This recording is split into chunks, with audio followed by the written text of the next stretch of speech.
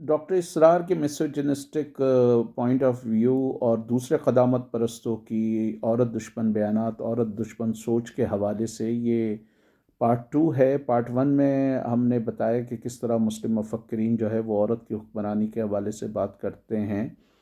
اور اس میں قدامت پرست اس کی مخالفت کرتے ہیں۔ وہ کہتے ہیں کہ عورت کو جو ہے وہ حکومت کرنے کا یا سینئر عہدوں پر اس کا جو ہے وہ کوئی رائٹ نہیں ہونا چاہیے، اور اس کی فریڈم آف موومنٹ محدود ہونا چاہیے، فریڈم آف پولیٹیکل پارٹیسپیشن جو ہے وہ محدود ہونا چاہیے۔ اب بہت ساری جو اسلامک فیمنسٹ ہیں، ان کا یہ خیال ہے کہ 3 بنیادی طور پر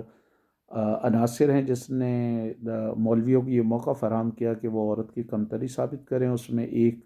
میں نے پارٹ 1 میں بتایا کہ آدم کو مرد کی پسلی سے بنایا تھا، اور وہ اس بات کو کنٹیسٹ کرتی ہیں اور وہ کہتی ہیں کہ یہ قرآنک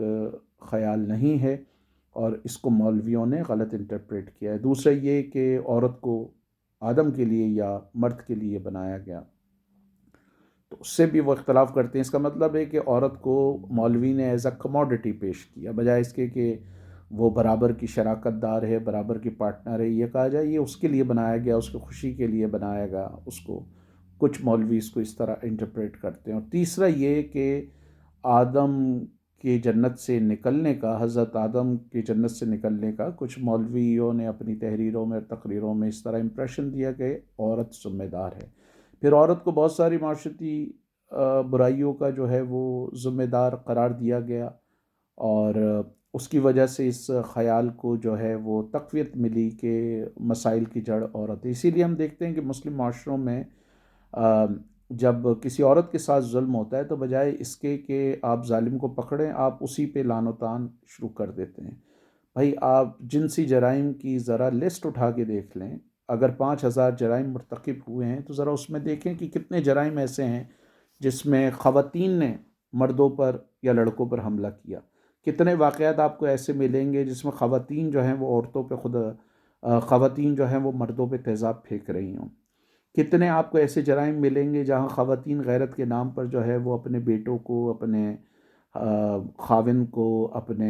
جو ہے وہ سسر کو یا چچا کو قتل کر رہی ہیں۔ کتنے آپ کو ایسے واقعات ملیں گے جہاں آپ کو مسلم معاشروں میں یہ نظر آئے کہ خواتین اپنے مردوں کو، اپنے بیٹوں کو یا اپنے بھائیوں کو جو ہے وہ مار رہی ہیں۔ بس تو یہ بنیادی طور پہ یہ پابندیاں، اس طرح کی پابندیاں ذرا مردوں پہ لگے نا، ان کو ذرا بولا جائے کہ جی آپ اس کی اجازت کے بغیر یا فلاں کی اجازت کے بغیر یہاں نہیں جا سکتے، وہاں نہیں جا سکتے، بٹھایا جائے، تو پھر شاید ان کو اس بات کا احساس ہو۔ اب محافظ کی ڈیفرنٹ انٹرپریٹیشن لی جا سکتی ہیں۔ بہت سارے مسلم مفکرین کا خیال ہے کہ مردوں کو غض البصر کا ہے کہ حیا کا پردہ کریں، لیکن مردوں کو تو کوئی نہیں پوچھتا۔ کوئی ایک عورت ذرا بیچاری کہیں نکل جائے تو وہ اتنا گھورتے ہیں کہ وہ مارکیٹ سے لے کے اس کو گھورتے گھورتے گھر چھوڑ کر آ رہے ہوتے ہیں، اور ان میں تو حیا کے پردے کی کوئی وہ نہیں ہے۔ تو تحفظ سے مراد یہ بھی تو ہو سکتی ہے کہ مرد جو ہے اس کی جو اپنی منفی سوچ ہے وہ اس سے عورت کو تحفظ دے۔ اگر کسی چیز کو عورت نو کہہ رہی ہے تو اس کو نو سمجھا جائے، بجائے اس کے کہ آپ اس کے منہ پہ تیزاب پھینک دیں، بجائے اس کے کہ